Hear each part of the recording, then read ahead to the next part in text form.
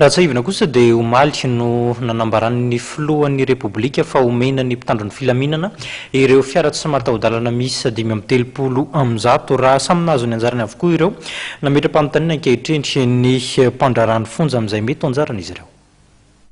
Nanaitra ny mpandrarany fonja ny tsy nahazon'izy ireo apahany tamin'ny fiara tsy mataho-dalana avy amin'ny fiajijianan'ny Repoblika. Nomarian'ny solotenan'ny syndikan'ny mpandrarany fonja fa mpitandro filaminana feno ary mandray anjara amin'ny fitandrona filaminana izy ireo. Nisy fizarana fampitaovana nataon'ny fitondram-panjakana ho amin'ny fitandrona filaminana. Fantatsika fa zany mpandrarany fonja zany dia tafiditra ao anatin'ny mpitandro filaminana satria ny fitandrona filaminana dia andraisan'ny mpandrarany fonja anjara tokoa eto amin'ity tany sy fanjakana ity.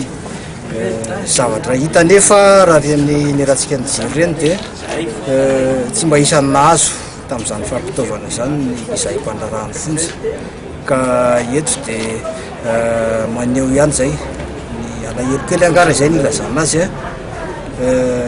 araka ireny fitakiana efa nataonay hatramin'izay ireny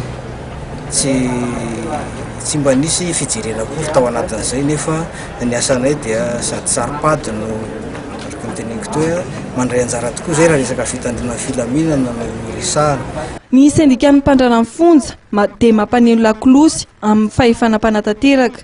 Tsy ampy izy ireo ny fitaovana natanterahana ny asa, indrindra ny fiarana hitaterana ireo voafonja na eto Andrenivohitra izany na any amin'ny distrika samihafa eto amin'ny Nosy. Tiako marihana aloha fa amin'izao fotoana izao zany ny tomobile mitondra ny voafonja tsarainy eny amin'ny tribonaly dia efa reraka dia maty atosika foana indraindray ara dia manofa bus 119 ny tompona andraikitra eny amin'ny fonja natamora hitondrana andreny voafonja ireny.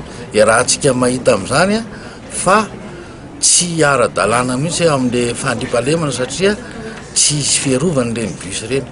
Ka izay ny tena hitakina ireny fitaovana ireny any amin'ny direction régionale any misy 9 moa ny direction régionale ny mpandrarany fonja dia any ny circonscription anankiray misy fonja maromaro 7-5 lavitra nefa an'ireo dia ilaina zany ireny le fiara tsy mataho-dalana ireny satria rehefa ohatra ny mainty rano fotsiny zao dia besalampy mora feno be anisan'ny ratsy lalana daholo ireny.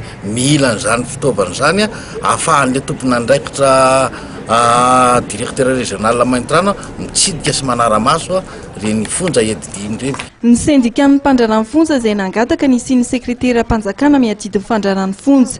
Tsy tanteraka nefa izany tamin'ny fanendrena mpikambana ny gouvernement tafarany teo.